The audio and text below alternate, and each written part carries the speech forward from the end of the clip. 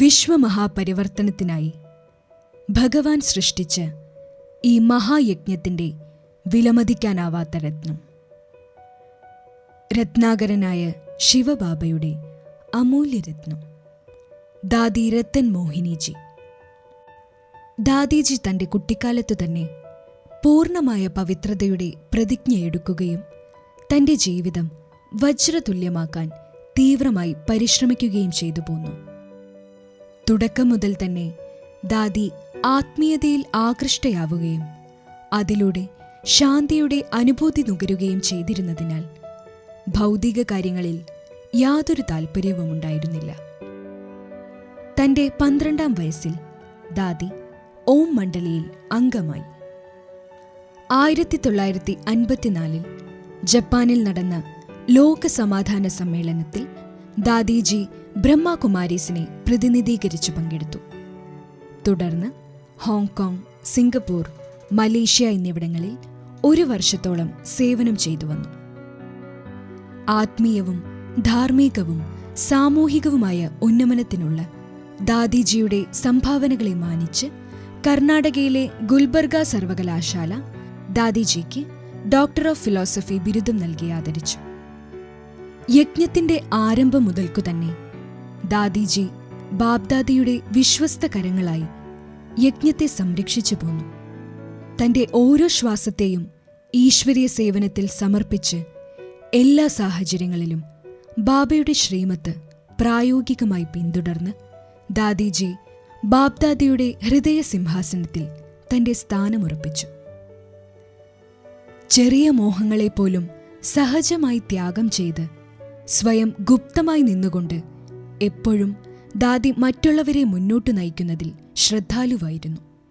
ത്യാഗത്തെ ലാളിത്യമാക്കി, സേവനത്തെ കർത്തവ്യമാക്കി, സ്നേഹത്തെ തൻ്റെ അസ്തിത്വമാക്കി.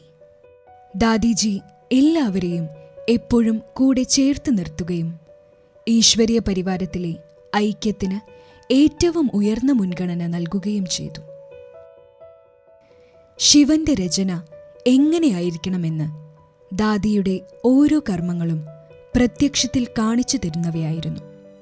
ദേശീയ അന്തർദേശീയ സെമിനാറുകളിലും സമ്മേളനങ്ങളിലും അധ്യക്ഷത വഹിക്കുന്നതിലോ യുവാക്കൾക്കിടയിൽ ആത്മീയവും ധാർമ്മികവുമായ മികവ് പ്രോത്സാഹിപ്പിക്കുന്നതിലുമായിക്കോട്ടെ 90കളിലും ദാദിജി വളരെ ഊർജ്ജസ്വലയായി പങ്കെടുത്തു.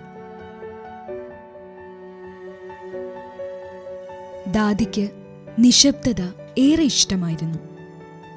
സ്വയം നിശബ്ദത പാലിക്കുകയും അതിലൂടെ കർമ്മത്തിൽ കൂടുതൽ ശ്രദ്ധ ചെലുത്താൻ കഴിയുമെന്നും മറ്റുള്ളവർക്ക് മുന്നിൽ എന്നും ദാദി സ്വയം ഉദാഹരണമായിരുന്നു.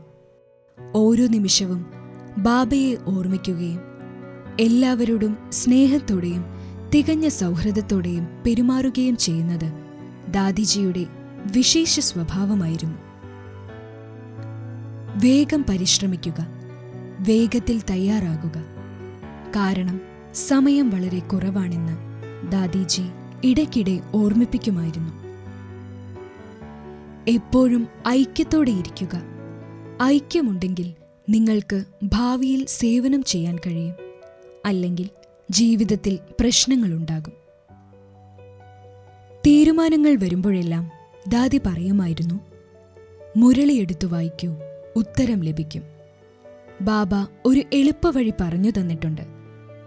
ബാബയുടെ ശ്രീമതം ഇപ്പോൾ പിന്തുടർന്നില്ലെങ്കിൽ അന്ത്യസമയത്ത് ബുദ്ധിമുട്ടുകൾ ഉണ്ടാകുമെന്ന് വീണ്ടും വീണ്ടും ഓർമ്മിപ്പിക്കുമായിരുന്നു.